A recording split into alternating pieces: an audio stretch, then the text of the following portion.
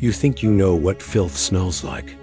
You don't, not really, because you've never stood in the Hall of Mirrors at Versailles in July 1683, watching King Louis XIV emerge from what his courtiers politely called the royal ablution, his skin glistening not with water, but with a paste made from crushed beetles, lead powder, and the rendered fat of stillborn calves. The smell isn't just bad, it's wrong. It's the kind of scent that makes your throat close and your eyes water, that clings to velvet and silk for weeks, that seeps into the limestone walls until the entire palace reeks of something between a tannery and a plague pit. And here's the thing that should make your skin crawl. This wasn't an accident. This wasn't ignorance. This was medicine. This was beauty. This was what it meant to be clean in the courts of Europe for nearly 300 years. Because somewhere around the 15th century, European nobility decided that water, actual water, was dangerous, deadly even. They believed bathing opened your pores, and open pores were doorways for disease, for miasma, for the pestilence that lurked in every breath of city air. So they stopped bathing, completely. Oh, they didn't stop cleaning themselves. That would be barbaric. Instead, they developed something far worse. A system of cosmetic mummification so elaborate, so grotesque, that it makes modern beauty standards look merciful by comparison. The process began at dawn. A noblewoman, let's say the Duchess of Burgundy, would wake in her chambers and immediately summon her body maids. Not regular servants. These were specialists. Women trained in the art of preservation.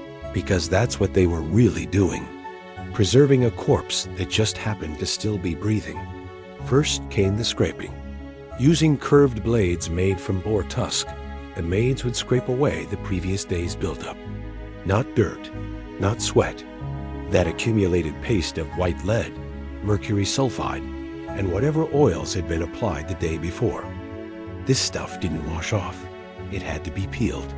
And beneath it, the skin wasn't skin anymore. It was something else. Something that had forgotten what air felt like. Pale, not from powder, but from lack of circulation. Pocked with sores where the lead had eaten through the dermal layers. Some women had patches of skin that had simply died, turned gray-black, necrotic tissue that they'd cover with fresh paste and pretend wasn't there. The Duchess of Burgundy had a spot on her left cheek, about the size of a coin. Beneath the makeup, it was hollow. The lead had dissolved the flesh down to the bone. She'd been coating it with a mixture of egg white and arsenic for 6 years. When she smiled, if you looked closely in the right light, you could see her back molars through the hole. But we're just getting started. After the scraping came the bleaching, because pale skin wasn't just fashionable.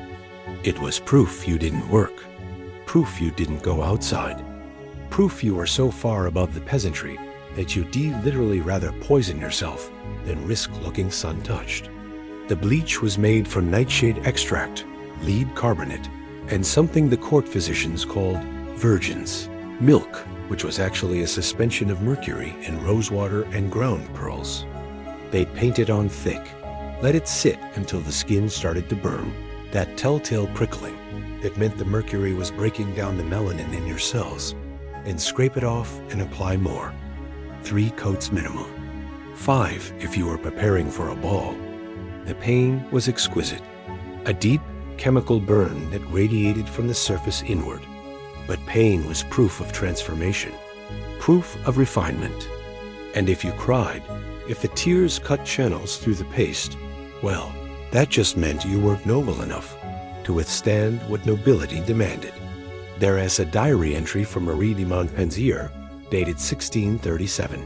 She writes, "Today I endured the bleaching for 7 hours.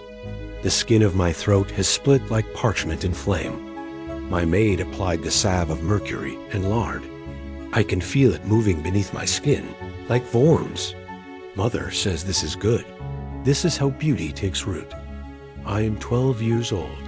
I think I am dying, but I will be pale for the Duke's visit. I will be perfect, even if perfect kills me. Once the bleaching was complete, once the skin had been transformed into something that barely qualified as living tissue, the real artistry began. Because you couldn't just leave the face blank. That would reveal what you'd done to yourself. So they built a new face on top of the ruined one, starting with the foundation, a paste called Venetian cerus. The recipe varied by court, but the base was always the same. White lead ground so fine it was nearly liquid, mixed with vinegar until it formed a thick cream. Some added crushed alabaster for texture. Others preferred pulverized eggshells. The Spanish court was fond of adding a touch of belladonna extract, which gave the mixture a faint lavender tint, and made your pupils dilate, which was considered alluring even as it blinded you. They'd apply it with brushes made from infant hair, not child hair, infant hair, the soft, downy stuff that babies are born with. It was finer than any other brush material, and the courtiers believed it held innocence, which would transfer to the wearer. Never mind that most of this hair came from dead babies, stillborns sold by desperate midwives to cosmetic suppliers. Never mind that applying it to your face meant smearing your skin with a paste that contained enough lid to drop a horse, using brushes wound with the hair of corpses. This was civilization. This was refinement. The application took hours. Layer after layer, each one thicker than the last, until the face became a mask. The lead paste would crack as it dried, so they'd add oils, animal fats mostly. Rendered pork was popular, bear grease if you could afford it. Some used human fat, though this was technically forbidden by the church.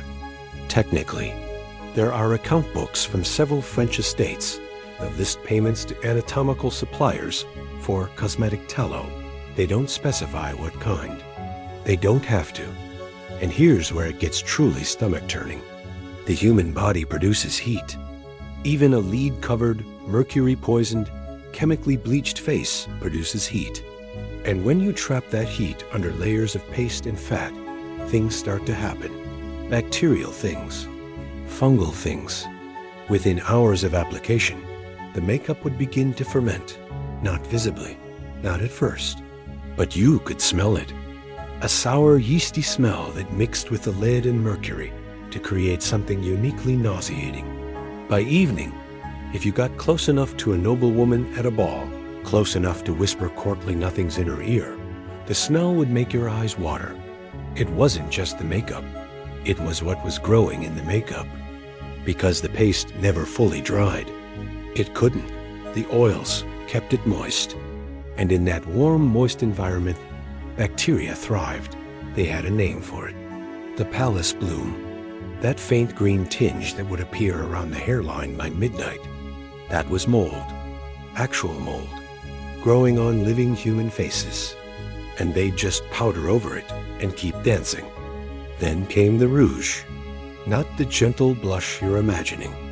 This was pigment derived from cinnabar, which is mercury sulfide, mixed with carmine, which is crushed cochineal beetles, which means it's literally insect blood. They'd mix it to a consistency somewhere between paste and paint, and apply it in perfect circles on the cheeks. Not blended, not natural, perfect circles.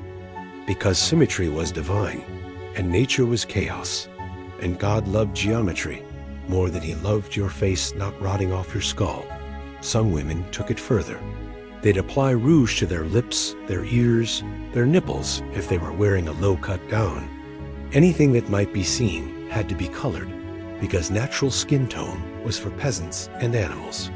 The Marquise de Pompadour reportedly applied rouge to her eyelids, which contained so much mercury that she'd hallucinate colors that didn't exist, seeing phantom hues in the candlelight that she'd describe in letters to other courtiers, who'd rush to their own makeup tables to try to recreate the effect.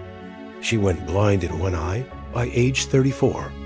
She considered it a worthy trade for having seen colors no other human had ever witnessed. That's not vanity. That's poison-induced psychosis masquerading as aesthetic transcendence. And it was everywhere.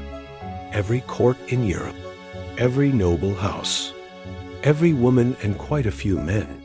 Because the King of Spain in the 1660s was so caked in ceruse and rouge that foreign ambassadors reported he looked more like a wax figure than a living monarch, which, given the amount of lead in his system, wasn't far from the truth. But we haven't even reached the worst part yet, because all of this, the scraping, the bleaching, the poisoning, the bacterial gardens growing on aristocratic faces, this all had consequences, medical consequences, neurological consequences. By the time most noblewomen reached their 30s, they were exhibiting symptoms of heavy metal poisoning, tremors in the hands, difficulty speaking, memory loss, sudden rages, paralysis, and death. So much death. The average life expectancy of a French noblewoman in the 17th century was 42 years. Peasant women who couldn't afford cosmetics, who washed with water and soap like animals, lived to 58. But here's the thing that should haunt you. They knew. Court physicians documented it, wrote treatises on it, connected the dots between cosmetic use and early death. And the courts didn't care, because looking noble was worth dying young, because a beautiful corpse was better than a living peasant. There's a letter from the physician to Queen Anne of Austria, dated 1650. He writes, "Your Majesty, I must again urge you to cease the application of ceruse. The lead has entered your blood. Your hands shake. Your words slur. Your heart beats irregularly. You have perhaps 5 years remaining if you continue this practice." Her response, recorded in the court records, "Then I shall be beautiful for 5 more years." That is enough. That is all any woman can ask.